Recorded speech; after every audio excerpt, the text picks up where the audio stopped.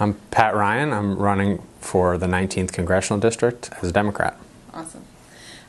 That's just for really the video, to start it off. Oh, we're on video too. Yeah, we'll do both. We're doing both. We'll do photo and video. Cool. Yeah. So really we want to start off with the basics too, like where you're from, your age, and your family.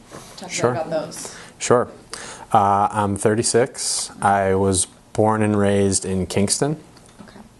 My family has been, on both sides, been in the district, or in Ulster County, a really long time. My dad's side, 5 generations, my mom, 4. I went to public schools in the Kingston School District, where my mom actually was a teacher for her whole career. Graduated from Kingston High School. And now my wife, Rebecca, and I live in Gardner, just outside of New Paltz. And no kids yet, but 2 foster cats that keep us busy. What little spare time we have in the campaign. Nice. Rebecca is traditional spelling? 1 B, 2 C's, yeah. Okay. Yeah. Okay. How long have you guys been married for? Coming up on 3 years. Oh, great. Yeah. And how about, I don't know if you have any academic degrees or certificates? Yep. I got my bachelor's from the United States Military Academy at West Point. Graduated in 2004.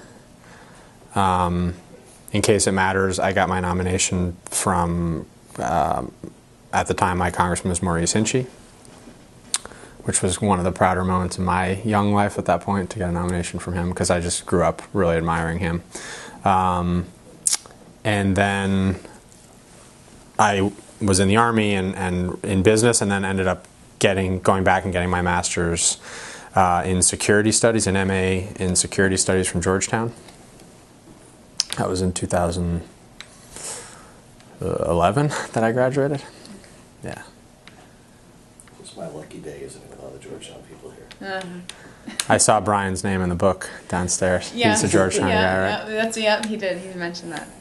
It's pretty cool. Yeah, but very impressive. What is security studies? Foreign policy. Okay. It's under their School of Foreign Service at Georgetown, which does all the, most State Department diplomats, get their training there, and but it's a specific program within that school, more focused on the intersection of policy and academic, but also it's a very pragmatic program. A lot of the professors are in the national security community and are adjuncts in the program, so it's really cool. I loved it. So why did you decide to run? I decided to run because, one, I'd always been taught and tried to live up to this idea that you're a part of a community. You have a responsibility to serve and to participate and to give back. And I first did that at West Point and then in my military service. And I felt like after the November 2016 elections, we were at a very dark point, and it's only just gotten worse since then, where to the point that I've said, to friends and even publicly on the trail, this isn't I don't recognize this country that I was willing to risk my life for, that I saw friends give their life for. And when I saw that situation, I felt like I needed to be a part of turning it around. Nice.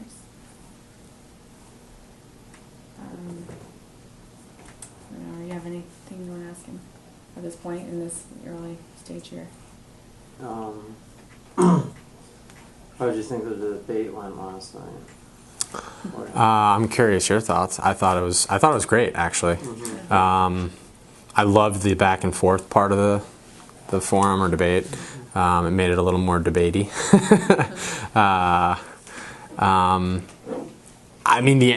The turnout is what was most encouraging to me. We had supporters of ours calling and asking if we could get them tickets because it was sold out. And I think that really speaks to the energy on the ground right now, folks. And I had a lot of people come up to me after and say, you earned my vote tonight, or you're on my short list, so that was cool. I think it's in that window now where people are starting to make the hard decisions. I felt good about how it went. Do you have polling information that gives you any idea where you think you are right now? We've done some internal polling. We're not going to share it publicly, but we're right where I want us to be. We're definitely in the front runner group. I think there's two of us, me and Delgado, and that's validated by our polling. And I think I match up really well with him, both in the primary and very much as a stronger general election candidate. Why? Roots in the district, a record of service that lets me take democratic and progressive values but translate them in a way that's appealing to not just Democrats but also independents and Republicans, by starting with a place of, look, I've put my life on the line for this country because I believe so deeply in the broader ideas that we're founded on. And that has, as we've been out there knocking on doors and talking to people, that has allowed me, I've found that starting there lets me then begin a conversation where we can then get to some of the harder questions that we might not 100% agree on. And that's, I think, you have to run a campaign in a district like this. We also, and I think you guys probably saw it, we released a poll that we commissioned, that PPP, a reputable polling firm, did, that ran the front runners in the race against FASO general election matchup, and I was the only one that won. So I think that's a nice validation of that hypothesis.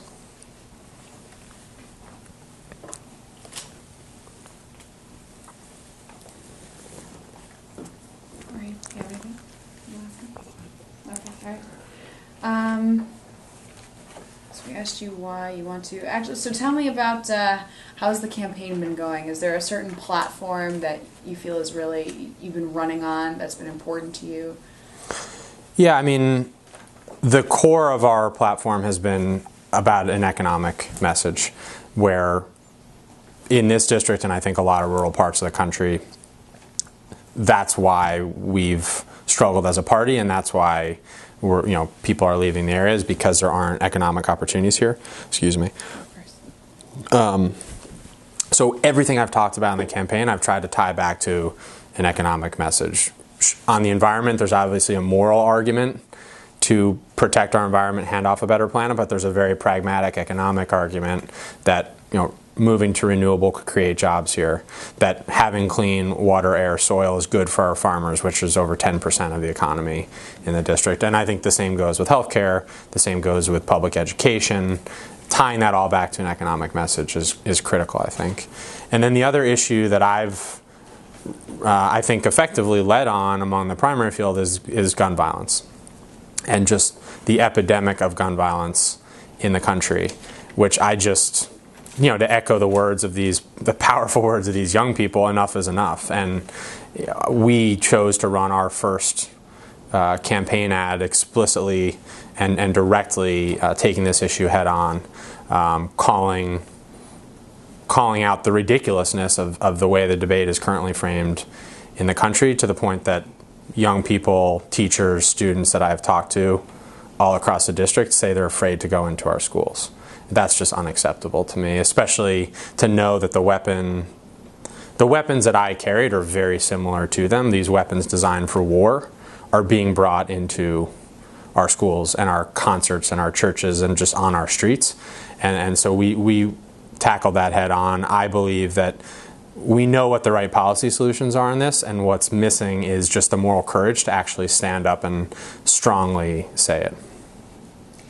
So, well, let's address those two things, those two big issues that you just brought up. So, when you talk about your economic push in your campaign, what are you, like if you're elected, what are you hoping to do to tackle that issue here in this area? So the number one piece that I think the federal government can affect is education and training, and how we're preparing and kind of arming our young people and our workers with the skills they need to compete in the economy now, and more importantly, the economy as it's very quickly evolving at a high rate of change. And my window into this, having founded and run two tech companies, I think gives me a unique angle of understanding where things are going, understanding how you train young people and workers with skills in a new paradigm that's not the way our current education system is set up. You know, the company that the first company I founded, we ultimately hired and trained over 150 people, over half of whom were vets with a high school level of education. We invested ourselves in a skills training program, a 4-month tech boot camp, basically, to get them the tech skills they needed to earn a very good living, generous benefits. Those are the kinds of approaches that we need to take in a place like this. So I specifically would push for more federal dollars for vocational training programs, apprenticeship skills training programs in partnership with, you know, BOCES, community colleges, ARC, and other similar kind of organizations focus on workforce development. The second piece on the economic side is infrastructure investment, specifically broadband. As you all know, big swaths of your area are not even covered, which is mind-blowing to me in 2018. And then the third area is another huge thing, but a fair tax code that actually levels the playing field for small businesses. 97% of the economy here are small businesses, under 100 employees.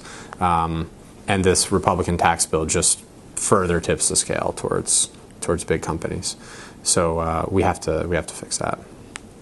So for gun violence, you know, the other platform that you just spoke about, what are you specifically hoping, if you're elected, to address, or how will you address that? Yeah. So I think there's two parts of it. One is what are the policy solutions, and two is how are you going to talk about this tough issue in a district where there are a lot of responsible gun owners. So on the policy side, I laid it out in an op-ed that we got published, I think both in the Times-Union and in Hudson Valley One. The specific things I've called for, probably the most aggressive or potentially contentious, is reinstating a federal assault weapons ban, closing the gun show loopholes, universal background checks, banning bump stocks, repealing the Dickey Amendment, series of other, what I think most people believe are common sense gun violence prevention reforms. And, you know, like, for example, look at bump stock bans. 97% of the American people are supportive of this, and Congress couldn't even get that done after the attacks in Las Vegas. So I think it really is about someone who's willing and able to stand up and make this a priority and actually fight for it. So that's to the second half of this issue. I do believe that my experience, having grown up around weapons, having been, having carried them and trained on them in my service, allows me to speak to this in a way where I can go into a rod and gun club and at least get in the door and start on a somewhat level kind of plane, and then get into the issue and talk about it. And in this district, that's really important. What do you? I'm sure you are faced with that question a lot by people who are gun owners, and especially in this district, especially in the Twin Counties here. That's a part of life. Yep. How do you see to balance that with, when you say if all those things you want to do, like close the gun show loophole and the background checks, if people who are responsible gun owners who maybe combat you with that, and they say, well, I'm a responsible gun owner, what do you say in response to them? Yeah, I mean, one, I start by saying I get you. I'm coming from the same place you are. I learned as a Boy Scout, as a young kid, what it means to use and safeguard and properly care for and store weapons. So establishing that we're coming at this at the same place, or from the same place, is important. And then I say, I took an oath to protect and defend our entire Constitution, including the Second Amendment, which I believe in and support. But I believe that with all of our rights come responsibilities, and there are people who are not living up to those responsibilities, and the government has a responsibility to keep our people safe, and young people in schools being subjected to the same weapons that I used in combat that's to me a reasonable line to draw, that weapons of war shouldn't be in our schools. So talk about healthcare. Where do you stand on that? What do you believe in needs to be done? I'm encouraged because for the first time, at least in my life, there's broad support in the country for universal health care, that every single American should have health care that's quality and that's affordable. And that, to me, is the overarching goal that I think we can unify behind and rally behind. Recognizing the environment we're in, though, that many in the Republican Party, are actively attacking the gains that we made under the Affordable Care Act. So the first priority is defend against those attacks. The continued repeal attempts, the repeal of the individual mandate under the tax bill, which I just saw data this morning. In New York State, premiums are going to go up anywhere from 10 to 25%, depending on who your insurer is, because of the repeal of the mandate. So we're all paying for that. So we have to just recognize that not everybody, at least in Washington, agrees, and that they're coming after, and we have to stand against that. And then going forward, I've proposed 3 specific pieces, much of which is already captured in existing legislation on the floor of either the House or Senate or both. One would be lowering the Medicare age down to 55, which is Senator Debbie Stabenow has a great bill that does this. There's a few others out there. 2, for those under 55, allow the ability to opt in, buy in to that same Medicare type of coverage plan, effectively a public option that would bring down prices against versus the private market. And then 3, give negotiating power to the federal government on Medicare Part D to bring down prescription drug prices, single biggest driver of cost in the system. Those are all things I think are pretty aggressive steps towards universal care and on the pathway to a single payer type of system that we could actually get done on January 1st, 2019, assuming Democrats take back the House, which I think we can do. So you see that math working out? On the 24. I see it working out if I do get a little concerned when I hear the blue wave term, because I think that implies that it's just inevitable and that we can kind of take for granted that there's this bigger force than us coming that's going to change things. I think, knowing this district well, like you all do too, this is going to be a house by house, town by town, county by county. We're going to have to really earn it and work hard to do it. But I think there's a lot of districts like that around the country that will be able to do it.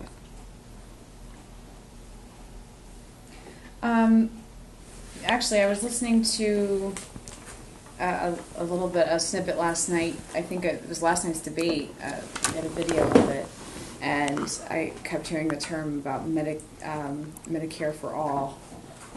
So that's what you support as well, or? So there are there's a dozen plus significant proposals on how do we get to a universal health care out there on the Senate side and on the House side.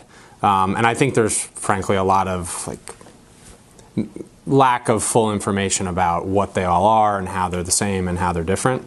And I don't think that in most of the forums we have a minute to answer. We haven't been able to really get into the weeds on how they're all laid out, how we pay for them, what level of coverage they each have. So that's been actually a little, when I've had smaller groups, I've tried to really go in depth with folks about how I see this playing out, how we pay for it, what the coverage includes. But I think I know there are some candidates who are using sort of a bumper sticker slogan of Medicare-for-All, but they haven't really explained what that is. And I think it's important to understand the details. What you were just describing, is that Medicare-for-All? Or I was just trying to see if you I don't know that phrase. I don't know. So I think that people who argue for Medicare-for-All, I think what they're saying is everyone should get it at no cost. And what my plan does is it's a a major step in that direction, where it offers Medicare to millions more by lowering the age from 65 to 55, and then for those under 55 it gives you the option to buy in or keep what you've got or use another exchange plan. So I see it as a big step in that direction, but probably not, there's like Bernie Sanders' Medicare-for-All bill, for example, or actually probably the most extreme version of it is the House bill, HR 676, which immediately shifts. It ends all private plans, it ends all employer-provided plans, and immediately shifts to only one, public single-payer plan. That's what you support, or no, support that? there are major flaws in that bill as it's written right now. Okay. And so, while I think that the concept of a single-payer system makes a lot of sense to me, that bill I wouldn't be supportive of. I think 5 of the 7 candidates have said they would vote for that bill as it's currently written. Okay. So one of your opponents was just in here. Yeah, Brian is one of those 5 for sure. Yeah. Literally just told us that he considers this a binary thing. That he literally, his quote is, "If you don't believe in Medicare for all, I don't believe you're a Democrat." I take it you disagree with that. Yeah, it's politically convenient framing of a pretty complex issue. Our healthcare sector is 20% of our economy. It's the biggest category of jobs in this district. One of our single biggest expenditures. I wish it were as simple as just like a 3-word solution, but it's not. And part of the reason I know that is my wife has spent her career working in healthcare policy. And so I understand deeply the ins and outs of it. And, especially during the last year, I've just learned a ton from her and others studying the issues. And I think it's incumbent on us as candidates and ultimately elected leaders to have a more kind of honest, nuanced conversation, and that's what I've tried to do in the campaign. Say, this is my vision, which Brian and I agree on, and all 7 of us do, which is we got to get everybody health care. But I'm going to be as transparent as I can in how I think we can realistically get there as soon as possible, rather than promising something that I don't think is feasible starting January 1st, 2019, and setting unrealistic expectations. It's more of a style difference, I think, frankly. Absolutely. That's one of his go-to lines as of late. So can I continue with this line? My professional journalist jump in. But let me just ask about the other thing on January 2019 that I would think if there is a Democrat in the seat, one of the things that's going to come up, and some people will say it's absolutely why a blue wave would take over, is to go at the President of the United States. Does the President have the ability to pardon himself? I'm not a legal scholar on presidential authority. If you're going to sit in the House, you're going to vote on potential impeachment. Sure, that's a different question. I wouldn't want to speak to the President's ability to pardon himself. I don't think we've ever actually faced that question in this country, and I know there's legal scholars that disagree. It doesn't seem to make a lot of sense to me. To me, the core idea is that no one in this country is above the law, period. There's no exceptions to that. That's the mindset that I would approach that kind of a question with. On the question of the ongoing investigations, the most important thing to me, because this is a serious thing. This was a democratically elected president, and we have to treat this situation with that degree of seriousness, because if we don't, it could undercut our whole democracy and the institutions we've worked so hard to build. So I believe the most important thing is protect the integrity of the Mueller investigation. There's a very good bipartisan, bicameral bill on the floor of both houses that I would support to do that. And then we see what comes out of that and then go from there.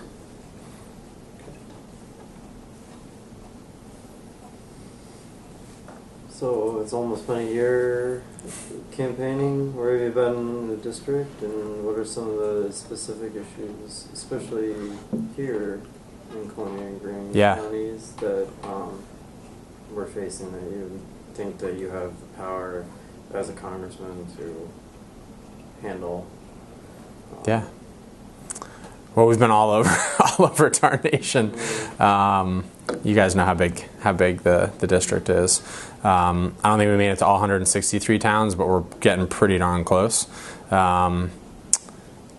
So there's a huge variance in issues to your question, but there's also a lot of overlapping ones. Some of the biggest ones I've heard in Columbia and Greene, I talked a little bit about it last night. There wasn't a specific question. The opioid epidemic. This to me is not a partisan issue when we've reached a crisis level. I had a farmer from Columbia County tell me he's got about 20 workers, employees on his farm. 18 of the 20 are addicted and actively trying to get through recovery. And he said he feels powerless to help them. They don't know how to, like, they're actually trying to do the right thing, and there aren't the resources to plug into to get the treatment they need. And so those heartbreaking stories are happening all over the district, but it's particularly acute in Columbia County, as you all know too well. So that's something where, yeah, at the federal level, we need more resources, we need more dollars, we need more political capital focused on tackling this issue and making it a priority rather than just saying the words, actually taking action on it. So that's one I hear over and over.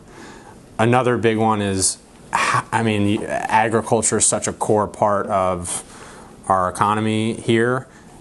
How are we going to put forth an alternative to, on the Farm Bill, for example, an alternative to the one proposed that actually helps farmers here, that, for example, puts forth an effective plan for dairy farmers that establishes a floor on dairy prices, allows them to compete and keep going? How are we going to get training and funding to the next generation of farmers who are, a lot of the owners of farmers I've talked to are at this point where they're ready to hand off what they've got, but it seems increasingly infeasible either to hand it to their family and their next generation, or there's no one else who wants to take it over. I think there's a lot of work to be done there. And then the third big area, which is important across the whole district, but I think especially here, is our environment, and having a champion for land conservation and preservation. I didn't think we'd ever be at the point in the country we'd have to re-argue that climate change is real and that we have a role to play as a leader on the world stage in tackling that at a systemic level. But then at a very local level too, being an advocate, there's so many great environmental activist groups on the ground here, particularly in Columbia County, but also in Greene County. Being kind of an amplifier of their voices in DC, giving them, bringing more attention to the specific issues they're working on, whether that's Hudson River cleanup, whether that's continuing to deal with Hoosick Falls and other similar water contamination issues. We got to have someone in DC who's actually gonna be a voice on those issues and get the funding we need from the EPA and others. When you talk about the opioid epidemic, do you have specifics that you how you want to change things, how we approach that issue? Yeah. So at the philosophical, I'm sure you all are very familiar with the Chatham Care for You program and the things that Peter Volkman's done, and there's other similar programs in there, but I really do think I talk about this all over the district as an example of how this should be done.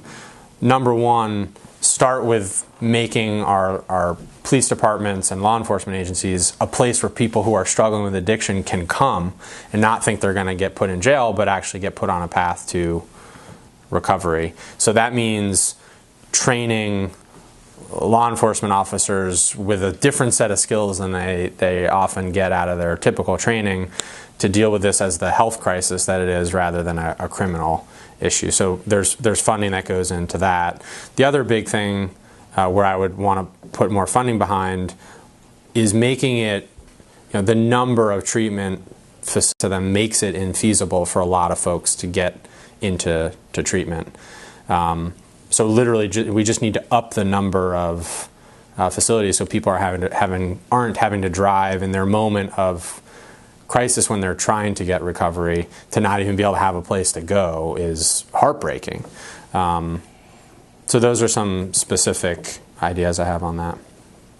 How does it look coming from the federal level, right? Because the state just put a lot of funding into the budget themselves for these things that you're talking about. Right. But is it this federal level providing specific funding for specific programs and like block grants, sort of, or is it like a whole fund that each state will get out of? What are we looking at? So I think there's two pieces to this from a funding kind of programmatic perspective. One is actually putting resources behind the idea that this is a crisis, that this is in the same way that there's sort of special dollars for natural disasters, that this is a federal nationwide crisis that merits a specific surge of funding to just stem the immediate tide of what's happening. But then we also need to have recurring programmatic dollars, and frankly, I haven't fully thought whether that would flow through the states, how much of it would or wouldn't. Mm-hmm. I can definitely circle back and take a look at what's out there on that. I do think as in an issue like this, like it's going to be resolved at a local level, and largely the role of the federal government is we have to be good stewards of public dollars, but as much as we can power the dollars down and decentralize this, because it's going to look different everywhere, depending on the circumstances, depending on the personalities.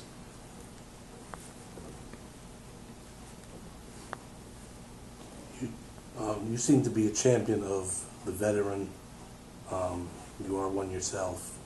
How do you feel about legalization of marijuana to treat PTSD and other ailments? I think we should legalize marijuana full stop across the board. There are so many reasons to do this. Treating veterans and others struggling with PTSD is one specific example. Fixing a very unfair criminal justice system where a very disproportionate number of people of color are arrested for these low-level crimes, often marijuana possession or low-level marijuana dealing, and then get into a system that they can never get out of. There's also a very practical tax revenue argument to make, I think, around legalization, where there's so much need for investment in our education, our infrastructure, and healthcare, and so many other things that responsibly done, legalizing something like marijuana just all around the board makes sense to me. I've seen some great studies, though, of specifically use in treatment of post-traumatic stress disorder among veterans, and I'm encouraged by that, because the current way that we're treating mental health issues among veterans is not working. I mean, it's overprescribing. I've seen this with some of my friends. There's over 20 veterans a day in this country committing suicide still. One of my soldiers from my first deployment took his life after we got home, and one of my best friends a few years ago, after multiple deployments, left behind a wife and 2 young daughters after struggling for years with post-traumatic stress disorder. So we have to do better, and we have to recognize that the current approaches and system is not working. Where can you talk about your rank, where you served, and how many tours you did, that kind of thing? Sure. So I was a commissioned officer at a West Point. I left the Army as ultimately a captain. I was my branch was military intelligence. So I did a little bit of training in Arizona, at Fort Huachuca, and then was primarily assigned to Fort Carson, which is in Colorado Springs. And from there, I served 2 deployments. One was a 12-month deployment in Iraq, just north of Baghdad. And then the second was a 15-month deployment in Mosul, in Iraq. How many months? 12 and then 15. And then basically my 5 years of active duty was get ready, go for 12 months, come home for 12 months, go for another 15 months. And then I cried uncle and moved to the reserves. So what years were you in? I was active duty from '04 to the end of '09, and then in the reserves till 2012. Let me just ask the question then, with your intelligence background, the president and his view of the intelligence community is obviously less than favorable. What's your reaction to that? Did you see it on my face there? Was that on camera? It's really hard to see such disrespect for a lot of different groups across this country, but particularly people who are trying to do the right thing. A professional class of folks in the intelligence community that don't always get it right, but 99% of the time do, and are always trying to do what's right for kind of the greater purpose, the greater good. To see that undercut for purely political calculations is very concerning to me, because the judgment of the intelligence community should be always relied on to be nonpartisan, non-political, because that's ultimately used to make some of the hardest decisions that presidents and other leaders have to make, as you all know. So that any hint of politicization around that has to be immediately nipped in the bud, or else it gets very, very dangerous very quickly. I don't think the president at all understands or appreciates that. Or if he does, he knowingly did it anyway, which is worse in my book.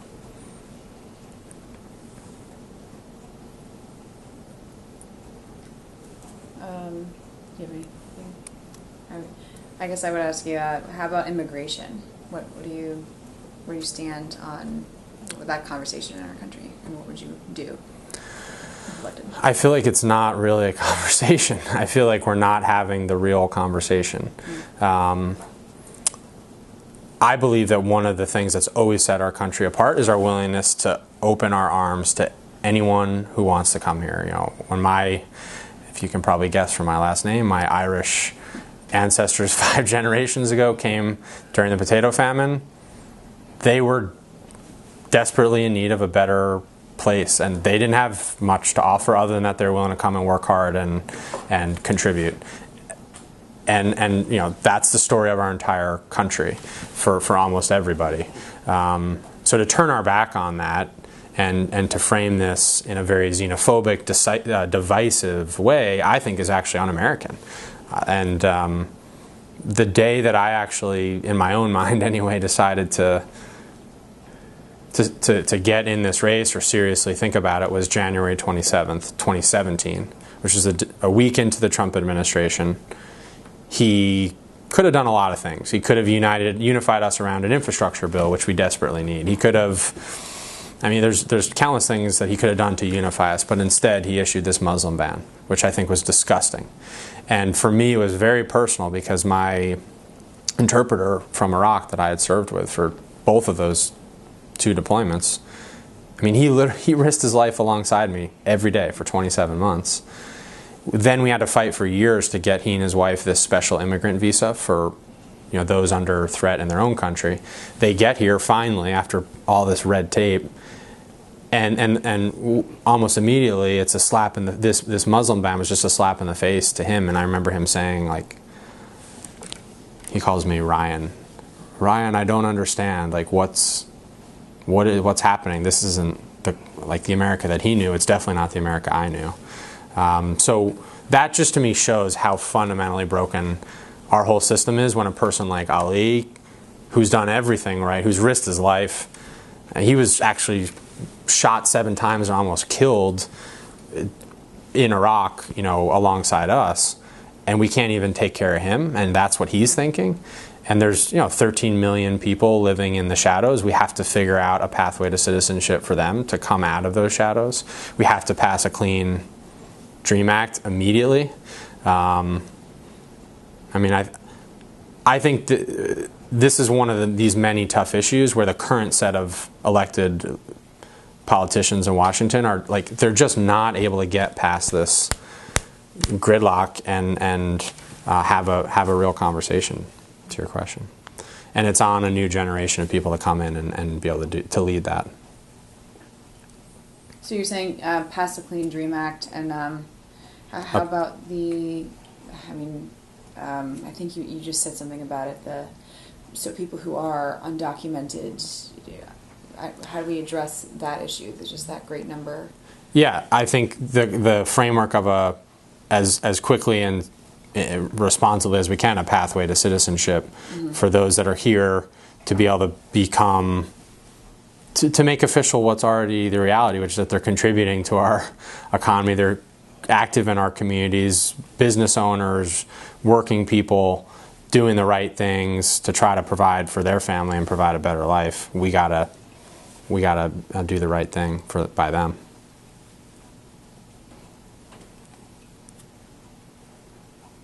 Talking about gridlock, how do you get past that gridlock?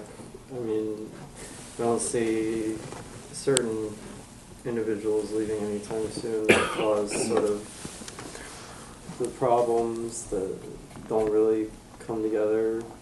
They're not all old white dudes. But, so how do we address that? How do we get people to come together and do the right thing? I think you got to get different people there who go with the mindset of, I'm here as a servant leader, as someone who's going to put the greater good ahead of myself. We've got, and I really do think Faso personifies the wrong side of this. He's a career politician, always about his own reelection, about special interests and donors, about party over the greater good. There's way too many people like that, not enough of the former, and it is about new people. If we don't change the people there, we can't expect any different outcome. But I also think, to the question on healthcare, it's the responsibility of those types of elected officials to have a more honest conversation with the American people about what can realistically be done to come together and achieve progress. I think right now both politicians on both sides are incentivized to go to the extreme one direction or the other in order to kind of rile people up and get people worked up. But it doesn't, at least as I've seen, it doesn't end up resulting in any outcomes, any actual progress towards anything. And I think at one of our most divided times, we need people in Washington who are going to do the hard work of figuring out how to build consensus again. If we're going to make generational change on healthcare, on infrastructure, on education, on the environment, doing it in a strictly partisan way is not going to work. It'll be short term, it'll be unsustainable, and we'll be right back where we are again. And I know, spending the last year out there, people are understandably pissed. I mean, things aren't working.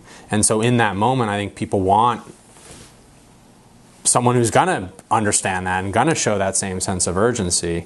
But it's about channeling that urgency into real outcomes, which means working with people that you're not going to agree with on every single thing. I don't know if we got this on record too, but tell us about your business background. Sure. So when I was serving, I was frustrated with a lot of the bureaucracy of the Army in a bunch of different ways, but one of the most frustrating things to me was that we were sending hundreds of thousands of mostly young American men and women into harm's way without a real strategy and without even the right equipment, body armor, vehicles, other hardware, software, to keep themselves safe, to keep those around them safe, and to do their job. And that was all the result of a very broken acquisition system, and really the kind of military-industrial complex that Eisenhower warned about in his farewell speech, gone to the logical extreme. So me and two friends, a woman I'd worked with and a woman I'd served with, we co-founded this company to try to fix that, to get actual innovative technology through this broken system and out to troops literally in harm's way on the front lines, which was a really rewarding, challenging but rewarding mission. We grew this company from a few people to 150. This company was called Prescient Analytics. Crazy spelling, but it's P-R-A-E-S-C-I-E-N-T, Prescient Analytics. It was headquartered in just outside of D.C. in Virginia. We had people all over the world doing this work, Iraq, Afghanistan, other places. So was there for several years. The company's still around. My two co-founders are still running it. Like a lot of our life journeys, my path changed when I met my now wife. Rebecca was in D.C. She was working at the White House Budget Office at the time, and we decided to move back to New York, and where she's also from the Hudson Valley, from Croton, and so we came back to New York. I worked at another tech company in New York that did social media analytics. Basically, we were trying to use Twitter, public Twitter data to find breaking events. We did this for actually a lot of journalists. CNN was our biggest client. Thousands of CNN reporters and staff used it. We did it for finance folks, like traders who wanted information advantage. And then I led our public sector team, so first responders and other folks who wanted to understand, like, hey, there's a traffic disruption here, there's a train derailment, there's a shooting or a terrorist attack. Because people are in today's world, like, posting things on social media in real time, it allows you to be aware of things more quickly. So that's where I most recently was, and then left there to start the campaign. So, what would, I guess, I mean, I know that, right, this has been a full-time job, campaigning. So what do you, if people ask you what your occupation is, I mean, what do you like to say? It's actually weird. I've had to, like, fill that out a few times in the last year. Yeah. And I never quite know what to put. But I mean, I haven't worked or collected a salary in a year. Fortunately, my wife is carrying the load. I put candidate. It's kind of a weird job title. So yeah, I guess from actually a little bit before, when I got in the race, June 7th, this was the full-time gig. Oh yeah, absolutely. But the paycheck hasn't arrived in the mailbox yet. So what was your title at the last place of employment there with your? Senior vice president. There were 4 like different verticals of the company, and I was the senior vice president of our public sector team. And what's the company's name again? Data Miner, DATAMINR. That's one word? Yeah. Okay. All these tech companies with crazy names. So where was that based out of? It was based out of the city. There was an office in New York, D.C., Seattle, London. Wow. Yeah, I think those were the 4. So did you commute from Kingston? No, we lived in the city. Oh, you did? Yeah, Okay. Yeah, we lived in the city. We wanted to, like a lot of people my generation, we wanted to come here, but neither of us were able to really find, when we moved back to New York, jobs within our kind of world that were available. So, and Rebecca's family is in the city, so we wanted to also be close to them. And then we were trying to figure out I talked to a lot of people who are, like, trying to make that work, like a job that pays well enough here in the area, and that goes back to the economic message I was talking about. We stay with business for a minute. Your view on the tariffs, the trade war, essentially. Yeah, so I mean, is like double whammy with these latest round of tariffs. They both hurt workers here, and they insult and hurt our allies and some of our best trading partners. So I really struggle to understand what the logic was on this latest round. I mean, even Faso came out against them. One of his very rare times disagreeing even somewhat with the president. So that tells you something. I was just over talking with one of the plumbers unions, Local 7, which covers, within the district anyway, parts of Columbia, Rensselaer, Schoharie, Montgomery. Got about 1,100 plumbers in their membership. And they said 70% of them voted for Trump because they didn't hear Democrats talking about a message that actually would stand up for American working people. And we talked about TPP, we talked about NAFTA, a bunch of deals that we got into without thinking about the actual implications for our workers here. So every tariff, well, I shouldn't say every tariff, every trade deal needs to be evaluated through the framework of number one, how will it impact working people here in the district and in the country. That's the mindset that I think we need to get back to.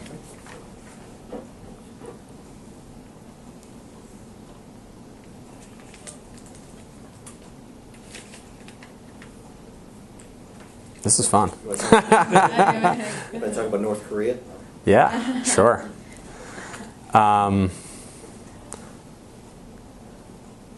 So, there's glimmers of hope. We've seen slight glimmers of hope to achieve a breakthrough on a situation where we've been officially at war for over 50 years, right? Over 60 years.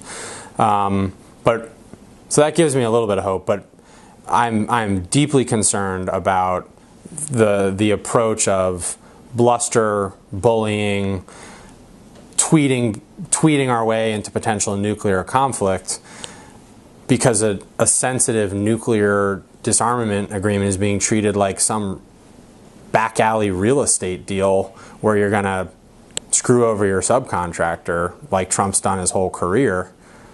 We can't bring that mindset to our foreign policy as the leader of the free world. That's dangerous. It's irresponsible. So on foreign policy in particular, as someone who's lived it on the receiving end of an order to go to war, as someone who's studied it, this president, I think, is in a league of his own in terms of being out of depth, not understanding what's going on, and putting us at very grave risk. North Korea is at the top of the list. Our pulling out of the Iran deal is a close second. When you put in a guy like John Bolton as your national security advisor, who got us into the war that I lost too many friends in Iraq, I mean, this is a guy who's never seen a war he didn't like. So this is the person who has the ear of the president. And in a moment like this, it's particularly important that we have Democrats who can stand up in Congress and say, this is not the approach we need. I've seen how terrible and ugly war is. It has to be the last resort, not what we've got right now, which is a kind of a willingness to overuse military force.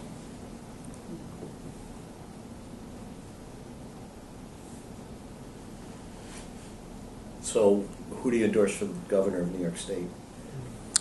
I honestly haven't thought too much about it. I mean, we're in the last 3 weeks here, and we're just trying to keep our head above water in our campaign. I think it's good that there's a healthy debate, though. I think that's really important.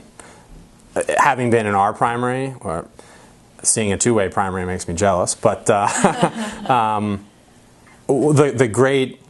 of the positives of a crowded primary field is all of us are such better candidates for it. Whoever emerges, and I do think it will be me, to take on Faso will be just a much stronger candidate who's spent the last year out there talking to people, learning, getting sharp, thinking about the issues. So I'm glad to see that happening in the gubernatorial race too. I think that's healthy democracy in action. Is it September that primary is? Yes. Is that right? Yeah. I pause, but let me ask about fundraising. How much have you raised, and do you have a number of donors that you get a rough idea of? We can send you the exact numbers. I think our last filing we had raised about 1.4 million. We're probably closer to 1.6 million now total. All individual donations. From day one, I took a pledge from a group called End Citizens United to take no corporate money, no corporate PAC money, and I'm committed to that. I don't know the number of donors. We can send all that, like, kind of number in district versus out, big versus small.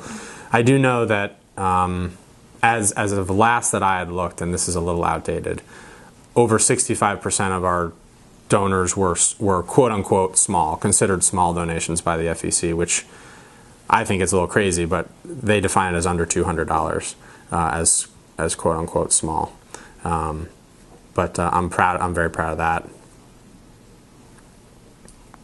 How about our infrastructure and that issue? And you talked about that was something that the president could have united both sides on. Yeah. So you must have a stance on it then. What do you think needs to be done there? Yeah, I mean, the one specific thing I hit on there as part of a bigger answer was broadband. And there are good efforts happening at the state level, but it's not happening fast enough, and it's not going that last kind of mile or two where there's the greatest need. So my belief on broadband is we've kind of tried to use the carrot approach of incentivizing these telecoms. We need to use the stick, because it's not.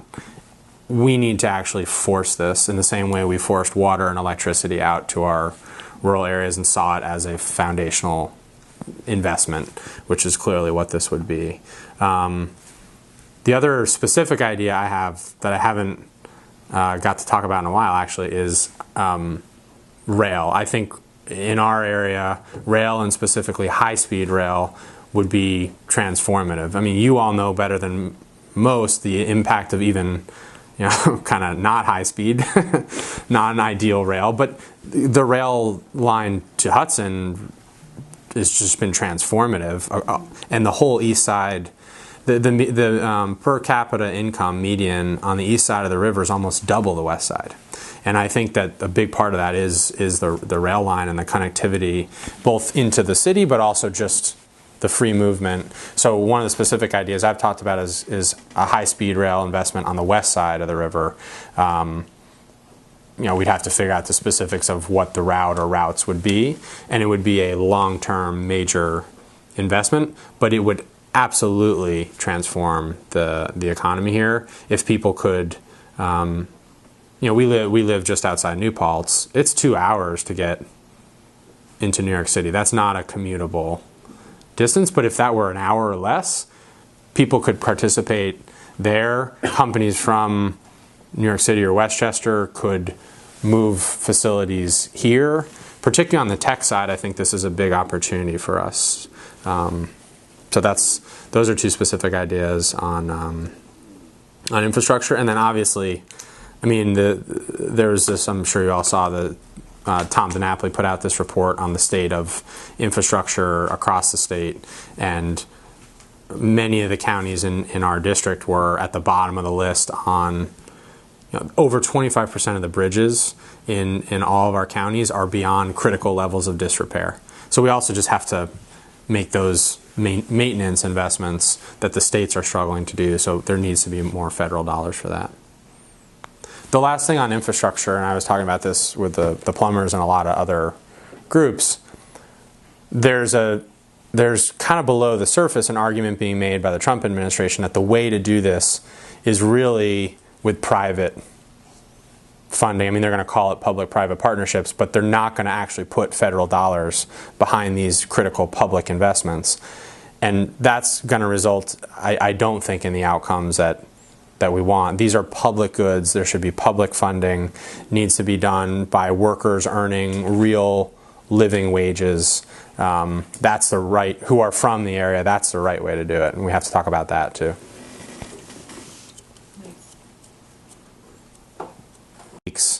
I've felt a very noticeable difference in just momentum in the campaign. Some of that, I think a lot of it is just more people are paying attention, but we, we deliberately timed our kind of going on the offensive with our commercials, with our mail program, ramping up field to launch at the 6-week out point. And it's just been amazing to see the response to that. Our first TV ad that we put out on gun violence, I mean, it went viral nationally. They invited me on CNN to talk about it on the morning show, which was kind of a crazy experience. Putting on makeup was interesting. And then I've had people come up to me on the street and say, that was a bold ad, and I really respect you for it, and you have my vote, because we need people willing to take hard lines on hard positions. So that's been really cool. We've, in the last 2 weeks, rolled out, I think, 24 made, significant local official endorsements. Hopefully you guys have been getting those. It was in 2 different press releases. You guys are good about selling those out. Yeah, we get Great, that. great. And I think that really speaks to, these are long-time elected officials who know what it means to govern, and they know what it means to win tough races in these areas. So I see that as a great vote of confidence in my ability to win against FASO. Most people coming out of the forums like last night, I think what I hear from a lot of people is, man, we have great candidates who are all pretty similarly aligned with some subtle differences on policy. They're all good Democrats. So the way they're thinking about it is who can go and take on FASO and who can actually win in the general election. And I really do think that's one of my greatest strengths, is the ability to win here. We have to turn out the 160,000 registered Dems, but that's mathematically not enough. Even if we turn every one of them out to win in the general election, we have to cross over. And I've just felt that in the campaign, people's willingness to engage with me and listen, because of largely my roots and my service. That's really what I've seen it boil down to. So yeah, it's 3 weeks left, and it's nice to feel that energy building. Keeps us going through long days, late nights.